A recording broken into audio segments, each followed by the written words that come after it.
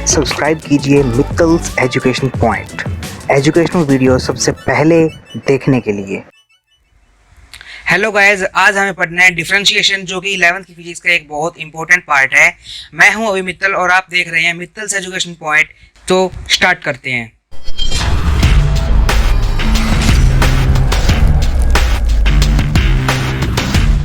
Differentiation एक बहुत important part है फिजिक्स का।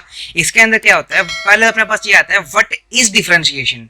डिफरेंशिएशन होता क्या है? Differentiation is a part of finding derivative. Differentiation क्या है? एक प्रोसेस है, एक पार्ट है, एक मैकेनिज्म है, आप कुछ भी बोल सकते हैं, जिससे कि हम डेरिवेटिव निकालते हैं। अब क्वेश्चन ये उठता है कि what is derivative? Derivative is the instantaneous rate of change of a function with respect to one of its variable. अब डेरिवेटिव क्या होता है? डेरिवेटिव होता है इंस्टेंटेनियस रेट।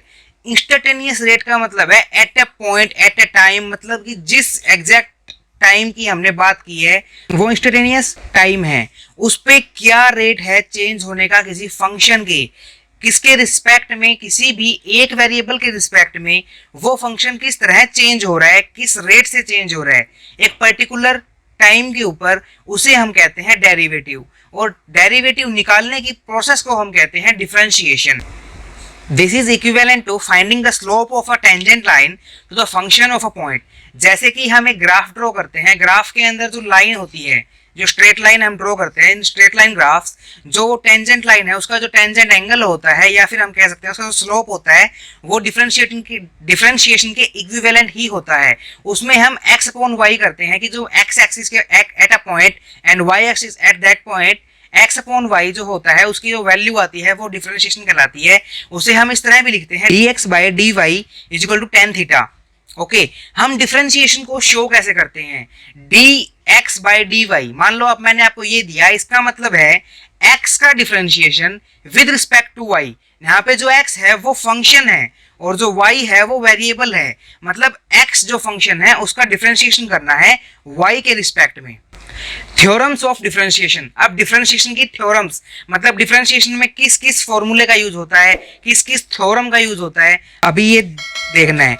फर्स्ट जो हमारे पास आता है वो आता है कि अगर कोई कांस्टेंट टर्म का हम अगर डिफरेंशिएशन करते हैं, if we differentiate any constant term it will always produce a zero. अगर हम किसी भी एक कांस्टेंट टर्म का, कांस्टेंट वैल्यू का, कांस्टेंट का डिफरेंशिएशन करते हैं तो वो जीरो देता है। फॉर एग्जांपल, अगर हम 4 को डिफरेंशिएट करते हैं विद रिस्पेक्ट टू x, मान लीजिए मैंने आपको कह दिया है कि d4 बाय में dx, okay, it will gives us zero. Pi का डिफरेंशिएशन करना है तो वो भी जीरो देगा, क्योंकि pi is a constant value. Theorems of differentiation part 2 में हम ये देखते हैं कि इफ अगर हमने एक ऐसी टर्म का डिफरेंशिएशन करना है जिसमें एक कांस्टेंट नंबर, कांस्टेंट वैल्यू एक वेरिएबल के साथ इनटू में है, तो इससे एक बात साफ दिखती है कि वो कांस्टेंट जो था अब वो चेंज हो सकता है अगर जो वेरिएबल है वो चेंज हो तो। जैसे कि अभी हमने आपको एग्जांपल दिया है, जैसे y is equal to c u. यहाँ पे c इज अ कांस्टेंट है और जो u है वो फंक्शन है x के रिस्पेक्ट के अंदर। अगर हम इस पूरी वैल्यू को डिफरेंशिएट करते हैं, मतलब अगर dy बाय में dx रखते हैं, उसका मतलब है कि differentiation of cu with respect to x। तो इसके अंदर जो हम कहते हैं कि जो डिफरेंशिएशन के लिए जो कांस्टेंट टर्म होती है वो हम बाहर लिखते हैं ब्रैकेट से, और जो वेरिएबल होता है उसका डिफरेंशिएशन किया जाता है। जैसे कि c du by dx, c को जो वेरिएबल का डिफरेंशिएशन आता है उससे इनटू कर दिया जाता है बाद में, इसलिए इस यहाँ पे जो कांस्टेंट था उसका जीरो नहीं होता, क्योंकि वो वेरिएबल के साथ एक इनटू के अंदर होता है। जो थर्ड थ्योरम आती है वो ये कहती है कि अगर जो हमारा वेरिएबल है उसके ऊपर एक पावर रेज की गई है, जो कि पावर है मान लीजिए n is a real number here, वो रियल नंबर है, नेगेटिव भी होगा, जीरो भी हो सकता है, पॉजिटिव हो सकता है, it is a fraction, it can be anything. Then क्या होगा, हम dy बाई dx को जब करते हैं कि मतलब उसका जब हमने डिफरेंशिएशन किया, जब x की पावर n का एग्जांपल लेके चले, अगर हमने x की पावर n का डिफरेंशिएशन किया तो क्या होता है, when the function is raised to a power of n then the power will be lowered by 1 and the function is being multiplied with the original power। मैंने ये लिखा है कि मतलब अगर हमने x की पावर n था, उसका आंसर बनेगा कि n की जो पावर थी, पावर में से 1 पावर आप डिक्रीज कर दो और जो ओरिजिनल पावर थी उससे पूरे आंसर को आपको मल्टीप्लाई करना है। जैसे कि xn था जो वो अब बन जाएगा nxn-1, मतलब x की पावर n-1 और पूरे के इनटू के अंदर n।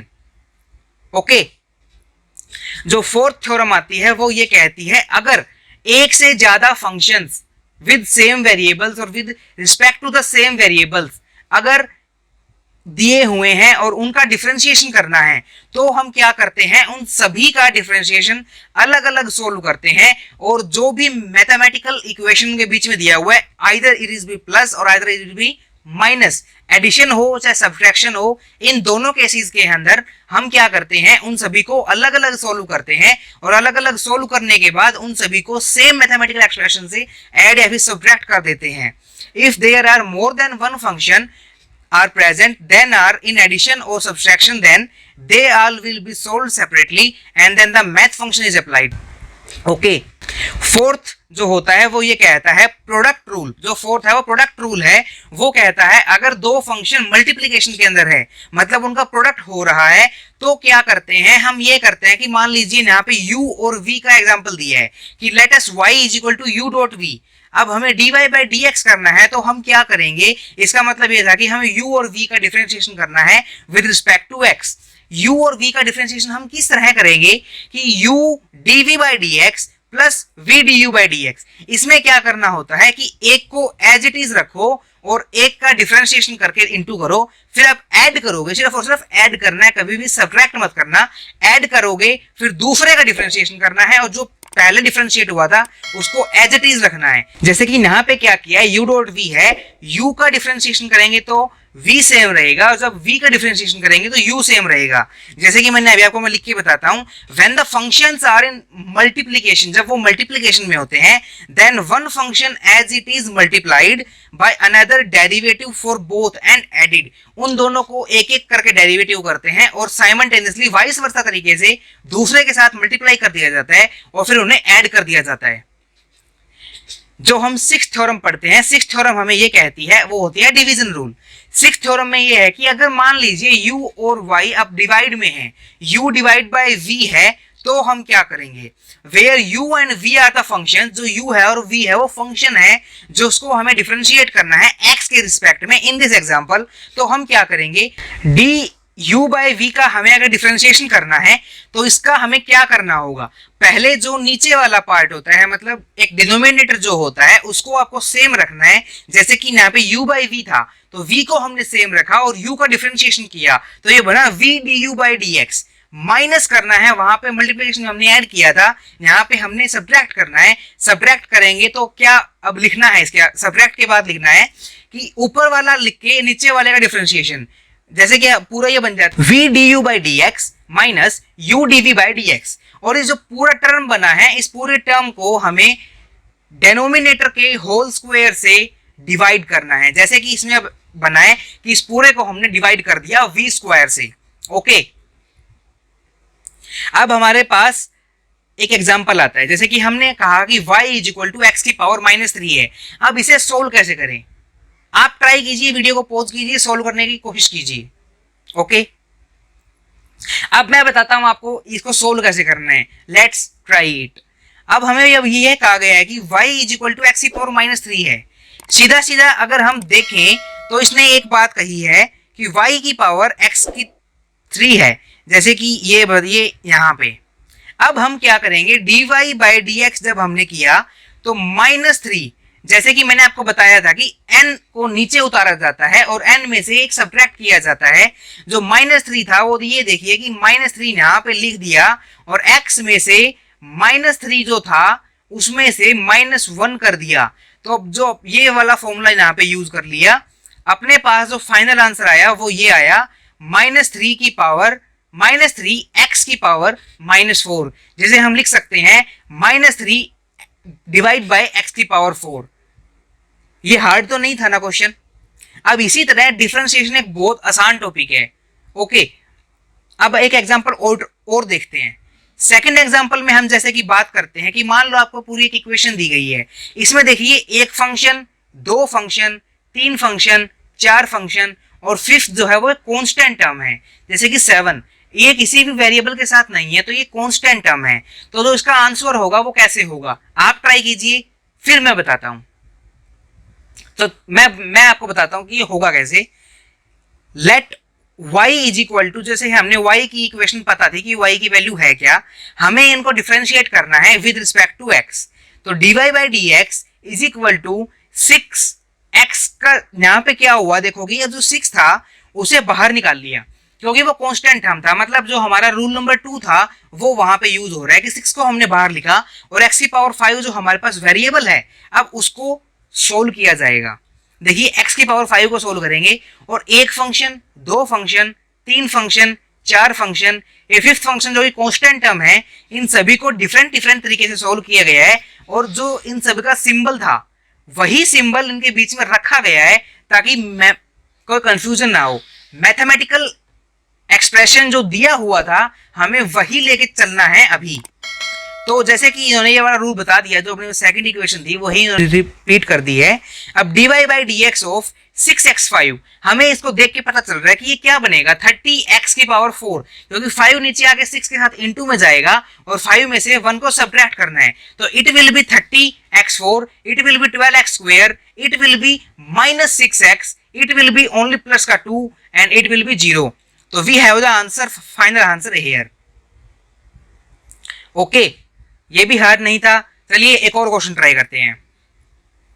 जो नेक्स्ट क्वेश्चन है उसके अंदर क्या है, ये देखिए, अब एक प्रोडक्ट रूल के ऊपर क्वेश्चन है। ये प्रोडक्ट रूल के ऊपर क्वेश्चन कैसे है, अभी आप इसको देखना कि मतलब ये कितना आसान है, आप ट्राई कीजिए फिर मैं बताता हूं।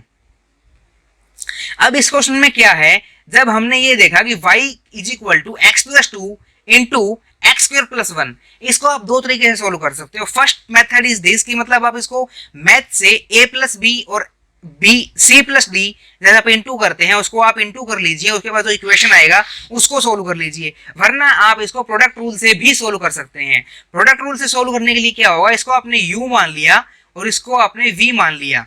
अब u डॉट v वाला यहाँ पे इक्वेशन बन गई।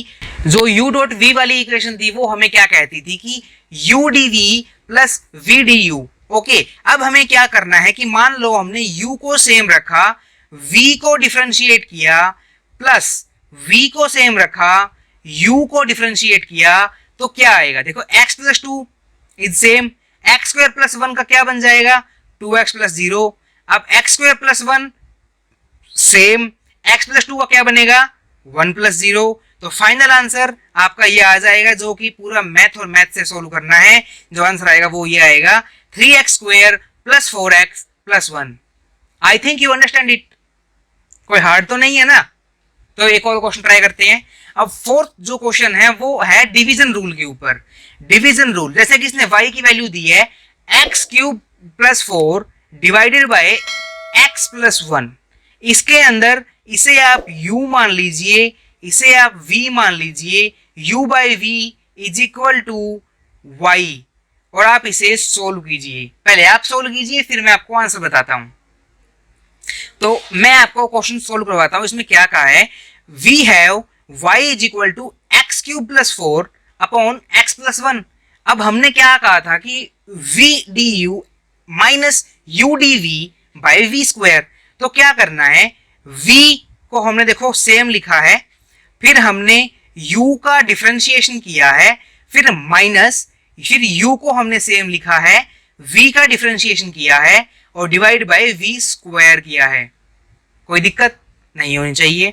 dy बाय डी एक्स, अब जो क्या बनेगा इस, जैसे कि एक्स क्यूब प्लस 4 का बनेगा 3x square plus 0, x plus 1 का बनेगा 1 प्लस 0। ये एज इट इज लिखना था, जो ये वाला है और जो ये वाला है। अब जब आप इसे पूरे को सोल्व कर लेंगे तो ये बनेगा 2x cube plus 3x square minus 4 by में x प्लस 1 का स्क्वायर। x प्लस 1 देखिए v था और उसका पूरे का होल स्क्वायर जब नीचे लिख दिया तो वो v स्क्वायर बाई टर्म को सेटिस्फाई कर रहा है। I think you got it.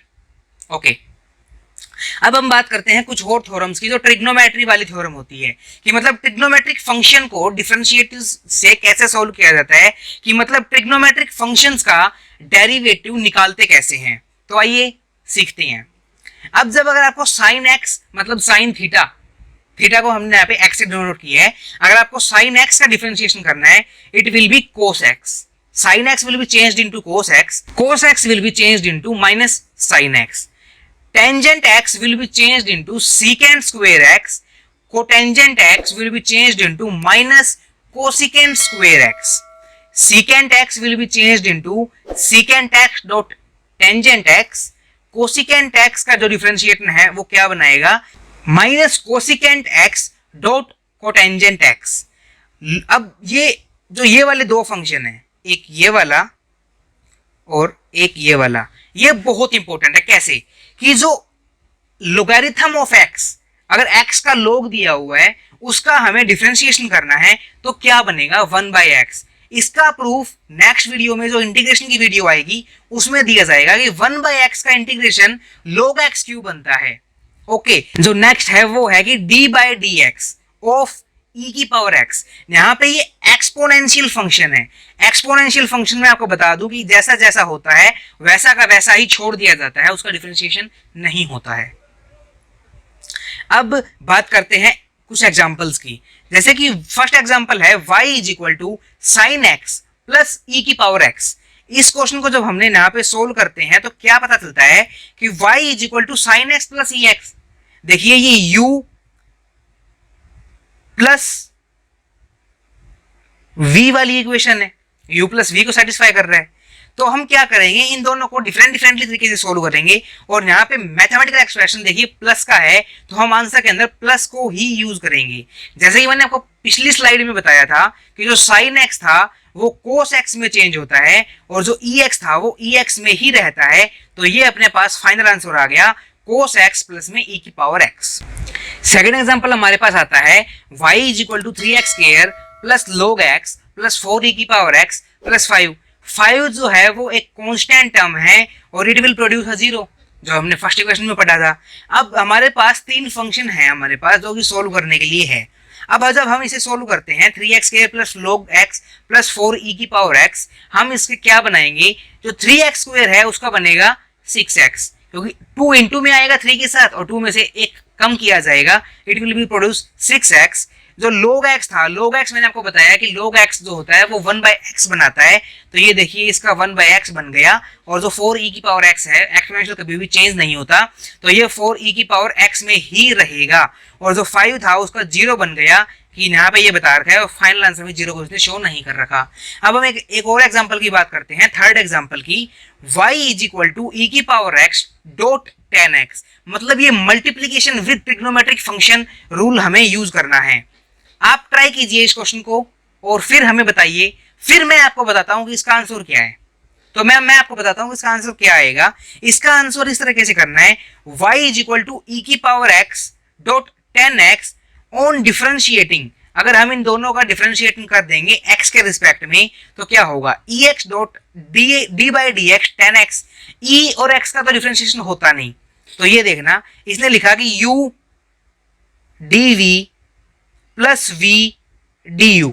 Okay, तो क्या होगा, ex का ex आ गया, tangent x second square x में चेंज होता है, उसके बाद plus, only and only plus use करते हैं हम इन मल्टीप्लिकेशन रूल।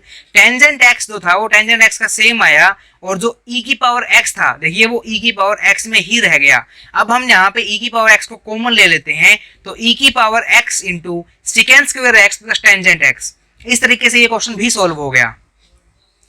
आज की वीडियो में बस इतना ही। मैं उम्मीद करता हूं आपको डिफरेंशिएशन टॉपिक क्लियर हो गया होगा और समझ में आ गया होगा। अगर आपको वीडियो अच्छा लगा हो तो वीडियो को लाइक करना, चैनल को सब्सक्राइब कीजिए ताकि आपको नए नए वीडियो, नए नए चैप्टर्स के ऊपर जल्दी से जल्दी मिल सकें। और हमें आप डिफरेंट सोशल मीडिया सर्विसेज के ऊपर भी फॉलो कर सकते हैं। हर एक का लिंक आपको डिस्क्रिप्शन बॉक्स में दिया हुआ है। और तब तक आप इस वीडियो को अपने दोस्तों के साथ शेयर कीजिए ताकि वो भी कुछ नया नया सीख पाएं। Thank you, bye.